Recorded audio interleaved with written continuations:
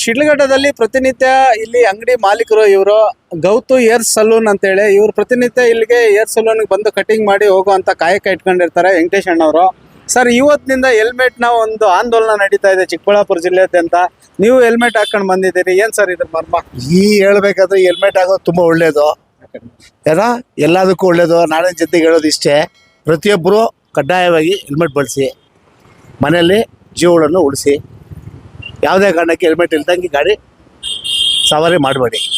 ಈಗ ಟೌನ್ ಅಲ್ಲಿ ನೀವೆಲ್ಲಾದ್ರೂ ಹೋಗ್ಬೇಕಂತ ಹೇಳಿದ್ರೆ ಹೆಲ್ಮೆಟ್ ಧರಿಸೇ ಹೋಗ್ಬೇಕು. ಹೆಲ್ಮೆಟ್ ಧರಿಸೇ ಹೋಗ್ಬೇಕು, ಇಲ್ಲಾಂದ್ರೆ ಆಗಲ್ಲ. ಅಕಸ್ಮಾತ್ ಆಕ್ಸಿಡೆಂಟ್ ಆಯಿತು, ತಲೆ ಓಪನ್ ಆಯಿತು, ನಾಳೆ ಬೆಳಿಗ್ಗೆ ಹೆಂಡತಿ ಮಕ್ಳಿಗೆ ಯಾರಾಗ್ತಾರೆ, ಯಾರೂ ಆಗಲ್ಲ. ಏನೋ ನಾವು ಚೆನ್ನಾಗಿರ್ಬೇಕನ್ನಾಗಿದ್ರೆ, ನಮ್ಮ ಫ್ಯಾಮಿಲಿ ಚೆನ್ನಾಗಿರ್ಬೇಕನ್ನಾಗಿದ್ರೆ ನಾವು ಹೆಲ್ಮೆಟ್ ಧರಿಸಲೇಬೇಕು. ಈಗ ಪೊಲೀಸ್ ಇಲಾಖೆ ಇದ್ರ ಬಗ್ಗೆ ಸೂಕ್ತ ಕ್ರಮ ಜರುಗಿಸ್ತೀವಿ ಏನಾದ್ರು ಹೆಲ್ಮೆಟ್ ಹಾಕಿಲ್ಲ ಅಂತಾರೆ. ಅದ್ರ ಇಲ್ಲ, ಅದು ತುಂಬ ಒಳ್ಳೆ ಇದು ಅದು ಮಾಡಬೇಕು. ಅದು ಮಾಡಿದ್ರೆ ಪ್ರತಿಯೊಬ್ಬರು ಅರಿವು ಬರುತ್ತೆ.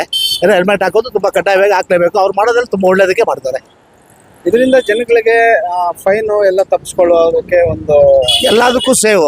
ಇವಾಗ ಏನಪ್ಪ ಅಂದ್ರೆ, ಇವಾಗ ಹೆಲ್ಮೆಟ್ ಹಾಕಿಲ್ಲ ಫೈನ್ ಹಾಕ್ತಾರೆ, ಸುಮ್ಮನೆ ಫೈನ್ ಹಾಕ್ತಾರೆ. ಹೆಲ್ಮೆಟ್ ಹಾಕಿದ್ರೆ ತಾನೇ ಫೈನ್ ಹಾಕೋದು, ಹೆಲ್ಮೆಟ್ ಇಲ್ಲದ್ರೆ ಫೈನ್ ಹಾಕ್ತಾರೆ. ಹೆಲ್ಮೆಟ್ ಹಾಕಿದ್ರೆ ಯಾಕೆ ಫೈನ್ ಹಾಕ್ತಾರೆ?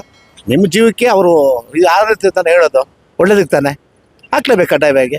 ಇನ್ನೊಂದು, ಈಗ ಚಳಿಗಾಲ ಆಗಿರೋದ್ರಿಂದ ಇನ್ನೂ ನಾವು ಸೆಕ್ಯೂರಿಟಿ ಆಗಿ ಹೌದು, ಯಾವ ಒಂದು ಈ ಥಂಡಿ ಇದರಲ್ಲಿ ಹೆಲ್ಮೆಟ್ ಇದ್ರೆ ನಮ್ಗೆ ಯಾವ ಕಾಯಿಲೆಗಳು ಬರಲ್ಲ.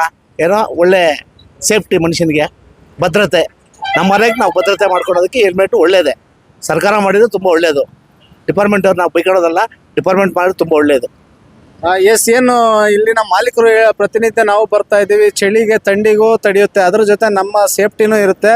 ನಾವು ಹೆಲ್ಮೆಟ್ ಹಾಕಿರೋದ್ರಿಂದ ನಮ್ಮ ಕುಟುಂಬಕ್ಕೆ ರಕ್ಷಣೆ ಆಗಿ ನಾವೇ ಇರೋದ್ರಿಂದ ಎಲ್ಲರೂ ಹೆಲ್ಮೆಟ್ ಧರಿಸಿ ಸರ್ಕಾರ ಪೊಲೀಸ್ ಇಲಾಖೆ ಮಾಡಿರೋ ತುಂಬಾ ಅತ್ಯುತ್ತಮವಾದ ಕೆಲಸ.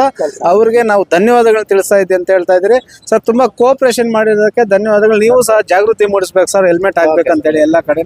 ಧನ್ಯವಾದಗಳು ಸರ್.